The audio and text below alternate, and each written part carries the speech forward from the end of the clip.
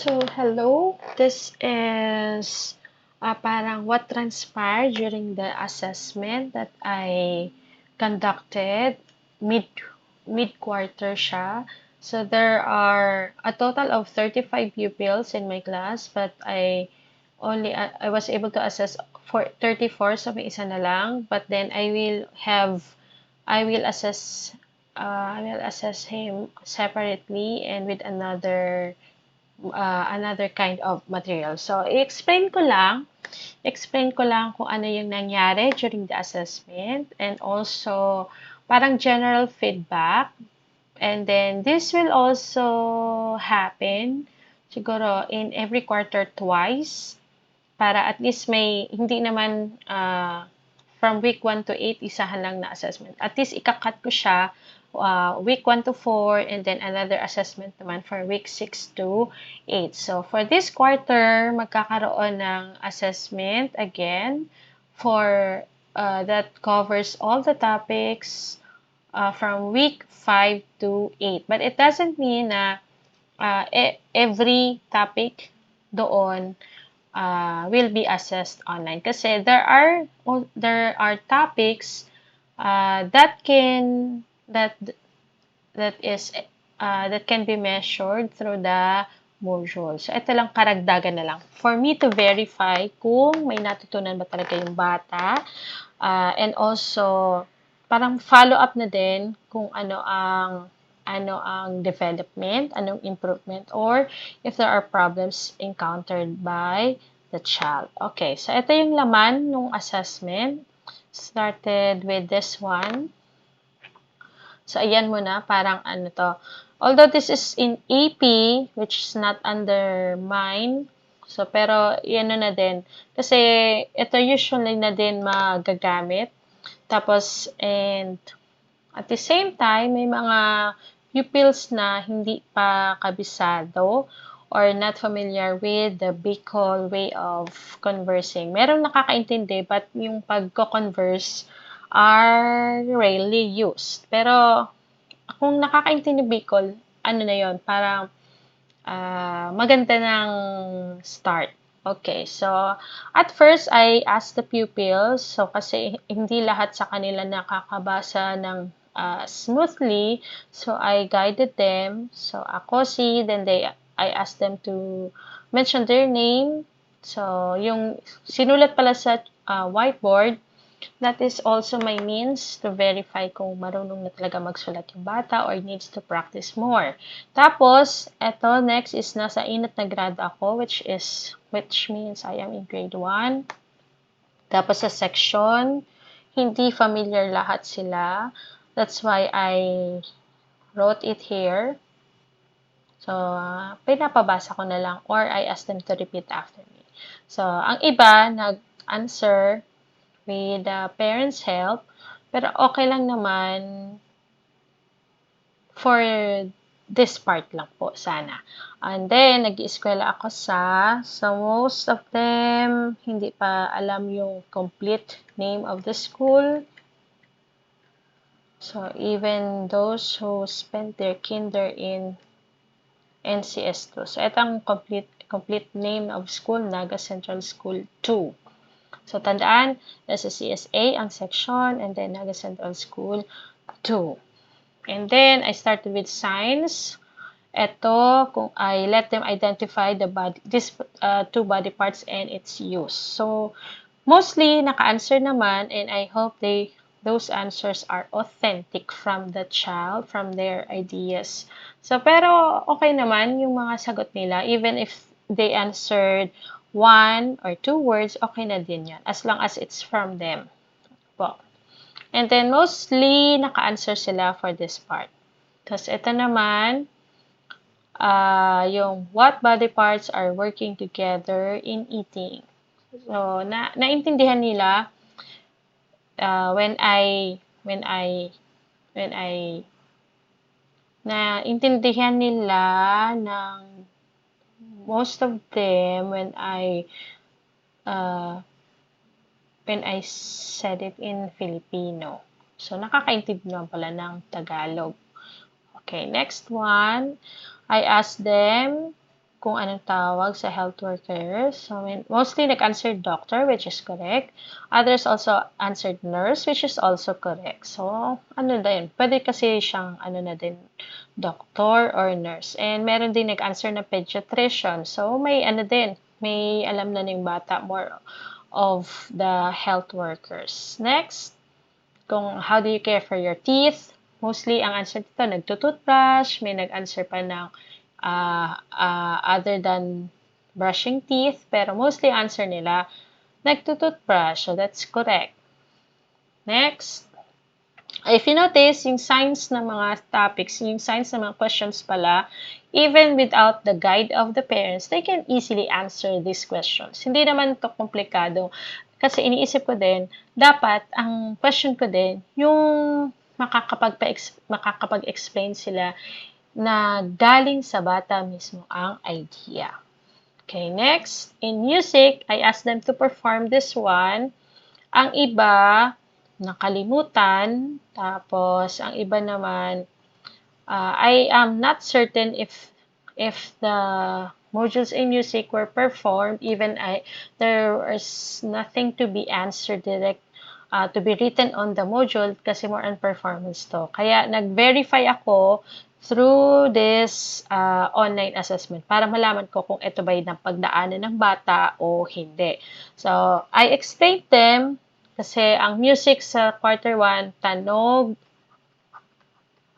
tanog saka tuninong. Or meron din kasi ito in Filipino, tahimik, saka tunog at saka tahimik. Or katahimikan. And also, in-explain ko din sa music na it's about sound or silence. So, ayan. Itong ang ginawa ko ay let them identify alin dyan ang may mga tunog. So, ang aba, nakakuha ng tama. Itong stick na to, may tunog. And then, one stick, it means one sound. And then, this one, rest, wala tong sound. So, ang ginawa ng iba, they were able to perform it without my guide. Alam nila kung ano talagang gagawin. And then, others, I need to show them first. So, and then, gagayahin nila. So, may mga ano din, kumbaga, may mga fast learner, and then may iba din na maggagaya talaga.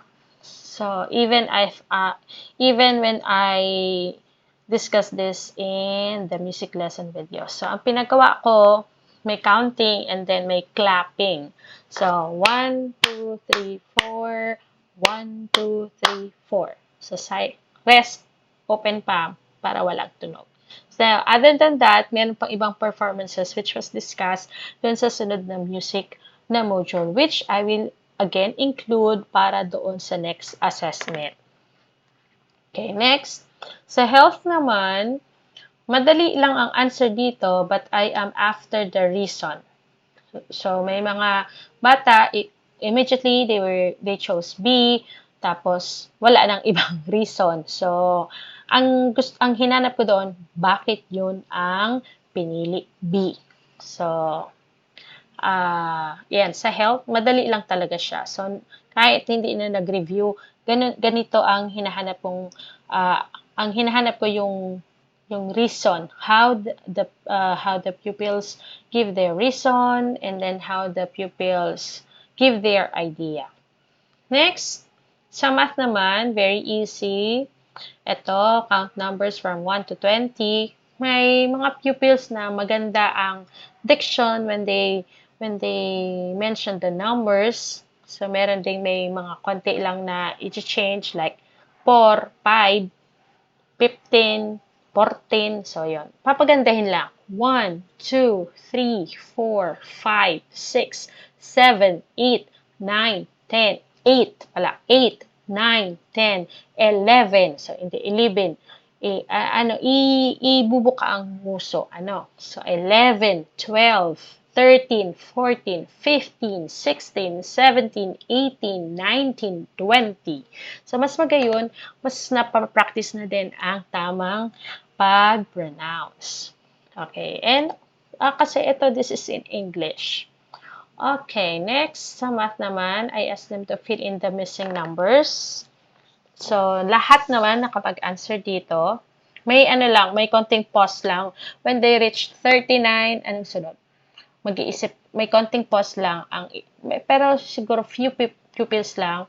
So, uh, nakapag-isip sila ng may konting ano lang, pause lang, nag-loading muna before they thought of 40, tapos dire-diretso. 41, 42, 43, 44, and until 47. So, madali lang yan. So, even without the help of the parents na sasagutan ganitong mga questions. Next, I also asked what number is this. Siguro, uh, sa pupils na inassess ko, siguro 30%, they were able to give the answer by themselves, while the rest, nag-guide pa ako kung paano. And then, minsan, meron din mga medyo frustrating ang pag-answer sa part ito. That took us longer on this part. So, yung iba, they were able to remember that, ayan, ito, flats. So, may flats dito. This is called flat. Ito naman ang tawag dyan long. Kasi, obviously, ang itsura nila long. And ito naman ones. Okay. Yung iba, they were able to associate or to connect that flat is 100. So, yung meron din bata na siguro they miss this part, nagpara-answer na lang without focusing on the objectives. Nag-attempt pa siya magbilang pa isa-isa. So, it should not be. Kasi kapag isang flat, automatic yan, 100. And ito naman, long.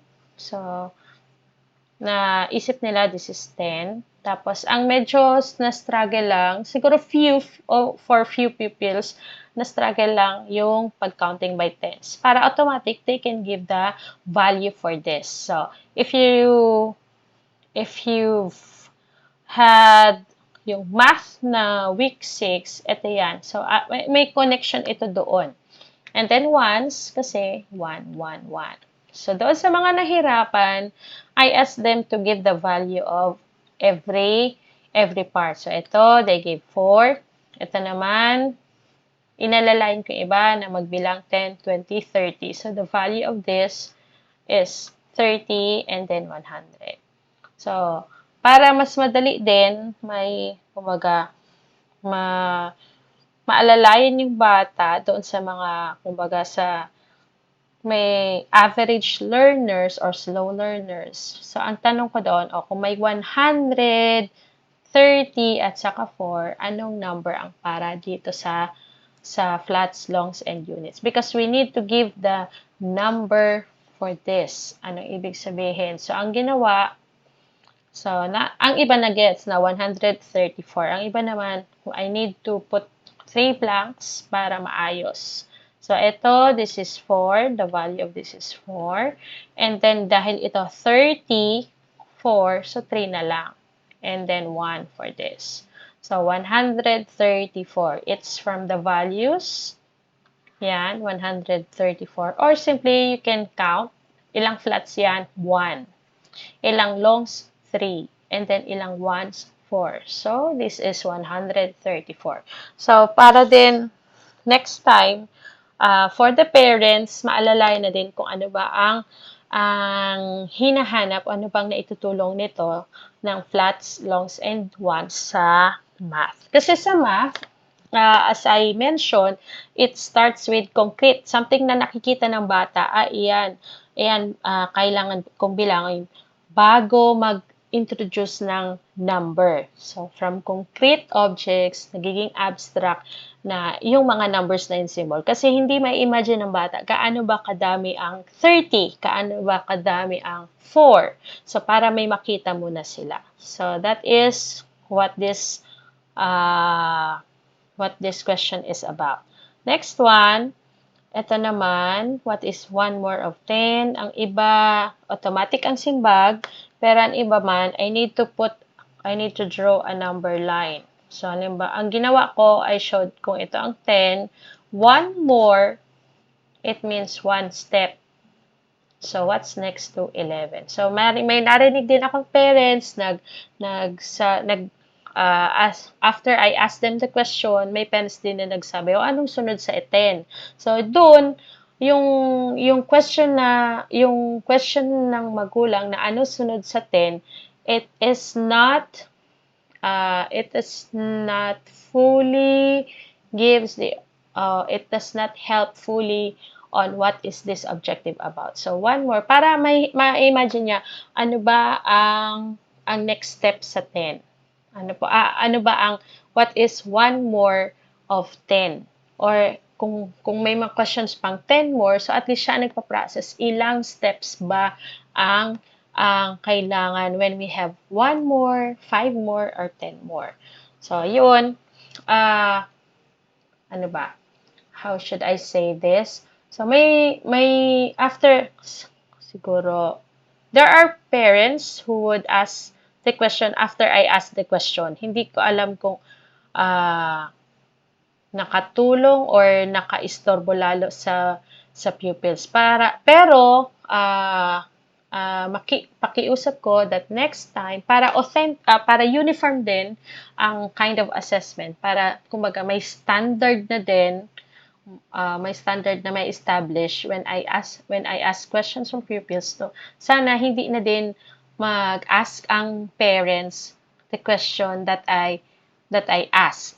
So tama ba? Or may re-rephrase na question after I ask the question. Kasi hindi naman ako I am trying not to ask the question once, ina-explain ko din kung paano pa maintindihan. So, ano po? So, one more, ibig sabihin, one step forward yon. And then, the other question is, what is 1 less of 19? So, kasi nakita ng bata, may pattern na dito. So, all you have to do, ang iba nakabilang ng paatras, iba naman hindi pa kaya. So, yun ang objective. Para makita, ma-process ng bata sa isip na ang numbers merong mas sunod na value which is bigger, and then meron din value which is smaller. So, ang nilagay ko, if this is 19, 1 less, it means 1 step back. So, ganun ang in-explain ko din. So, nakuha na ito kasi they can associate with the first question. So, yun ang nangyari dito sa part na to. And then, ito naman, how will you regroup? Siguro, it was mentioned in module, I think, week 3 or week 3 yata. So, but then, mahirap na naalala ito ng bata. So, what did I do is I asked them first to count them. So, ang pinagawa ko, nagbilang. So, this is 15. Tapos, kung familiar sila doon sa ones and tens, so, mako-connect nila. So, this is ones and this is tens.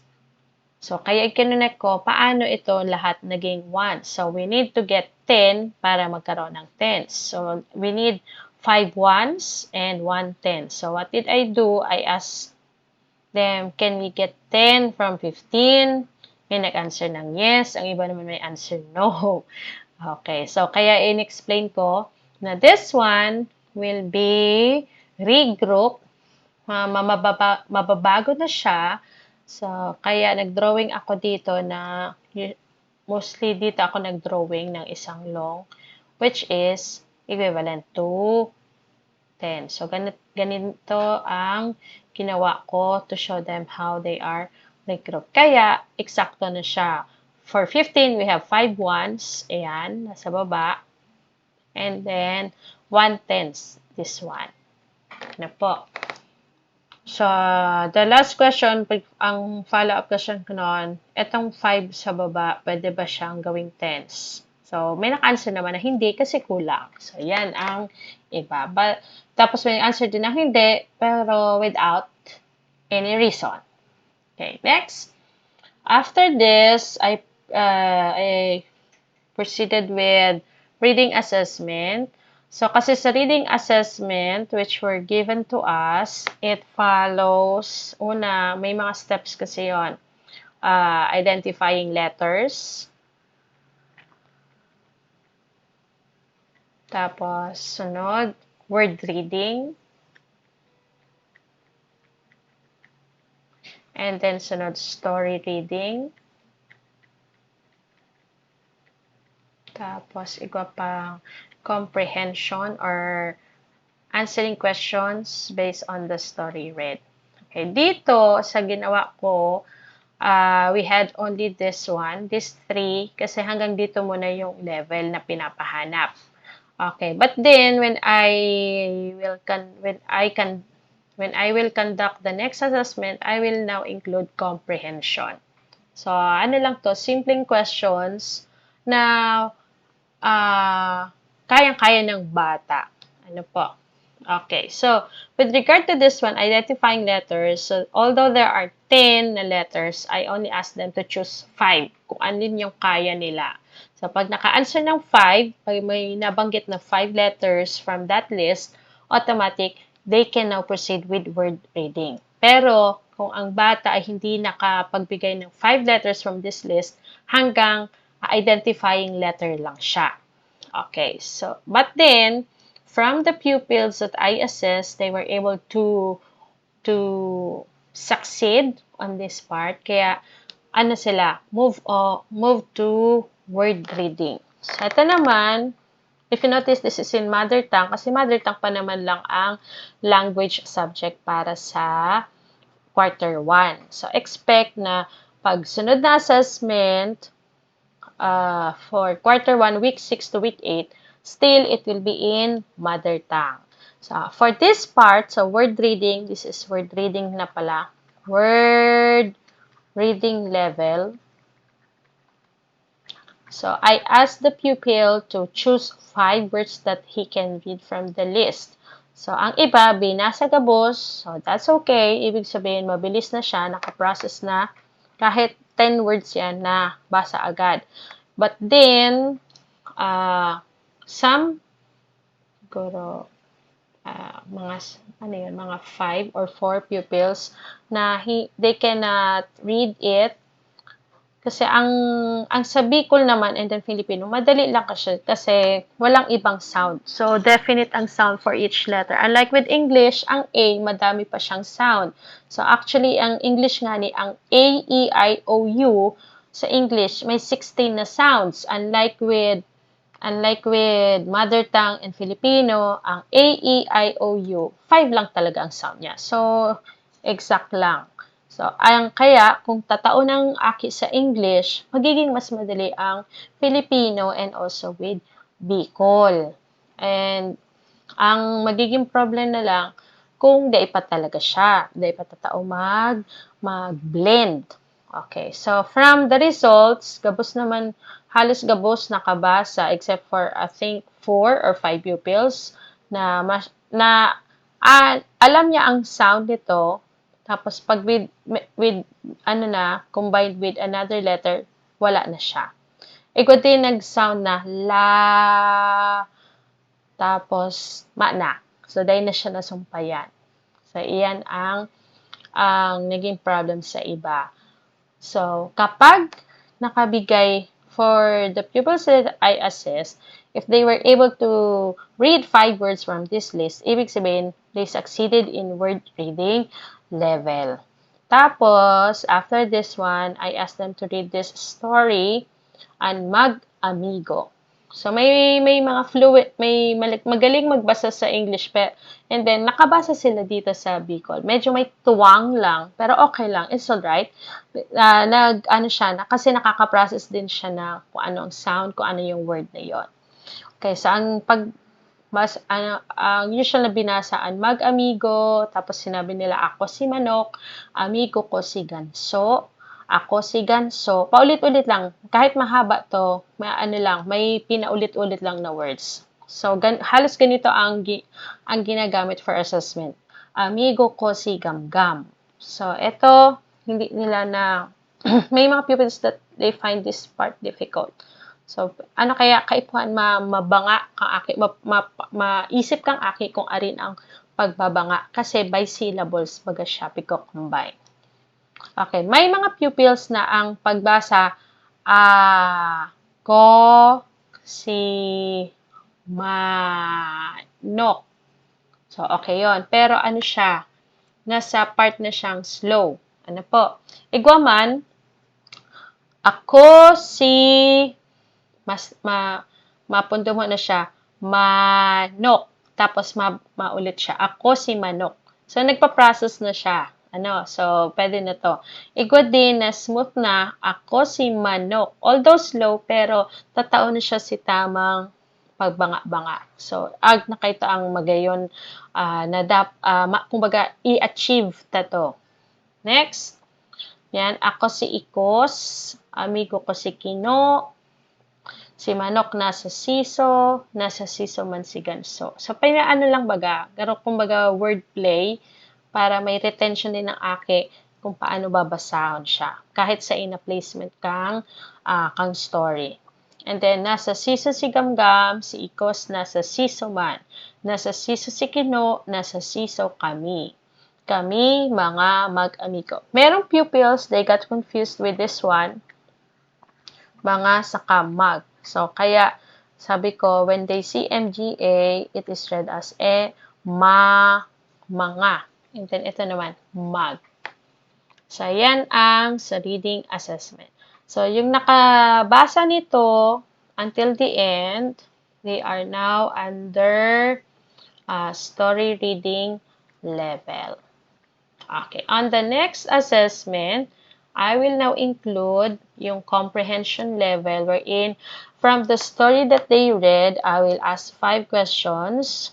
So mostly ang questions is ang answers are found in the story itself. Tapos meron ding medyo process that I would like to get their idea.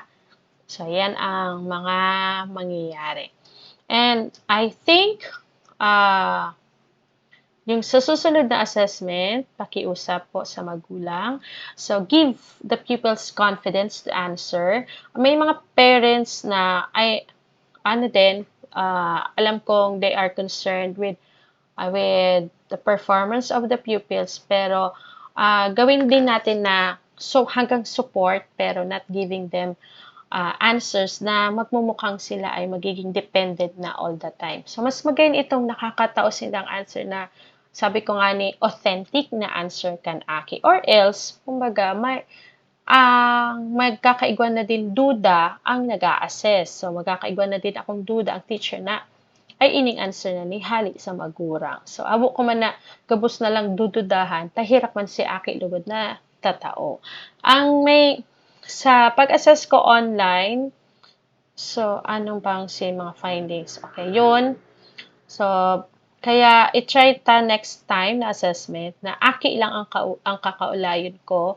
If possible, ang magurang, dai mo na kumbaga, dai harayo or bakong visible sa aki habang nag-online. Kundi maparakiling yan.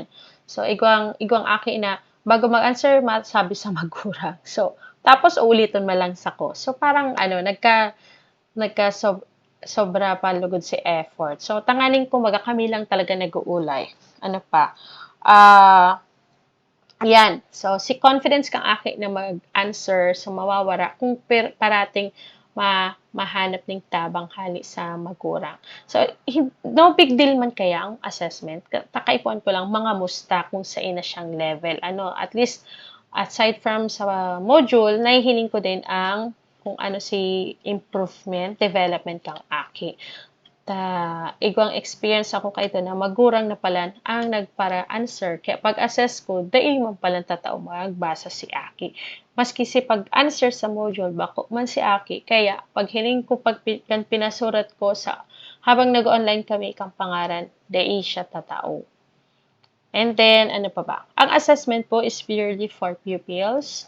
So, if ever may answer na hali sa parent, then I need to print another assessment form na para naman sa parent. Kasi I have here, kompleto ng kumbaga, nagkaiba din akong assessment form. So, para mahiling ko din individually ko ano talaga ang record. And I also included sa record, may mga sinurat din ako ding para sa kuyang reference. See if I see, if I saw, and if I heard that the answers were coached or hindi galing mismo sa bata. Okay, so i-try ta na mag-encourage yung independence sa aki. Tanganin din ang sa iyang pag-answer hali na din sa sadiri niya. So kasi sayang kang wisdom sa araw nilang edad. May mga ideas na kakaiba. So sayang kung ililimit ta siya. So yan. Ano pa ba? What else did I forget? So sa next na pag-assessment, so dati ring scheme na one-on-one, whiteboard ulit. Tapos, ang parents, itry ta ng mayong presence kang parents or any adults. Tapos, kumbaga, hanapan taning paagi para itong, kumbaga, maging uniform ang pagkandak ning assessment para may din ibang, kumbaga, anong apod kaya? Mga makakaulang para makakaulang para dai maitao ning tultol ang assessment and dai ko din tultol na mai-record ang aki. So kasi sayang, so ini ang pagkakataon para maaraman ko. And other than that, mahanap akong paagi kung paano po. So kung may hapot, duman ulit kita sa GC and sana madalan po nindo ni tanganing guided man at least kitan ang parents and then a teacher, we work as a team para sa akin. So thank you po and goodbye.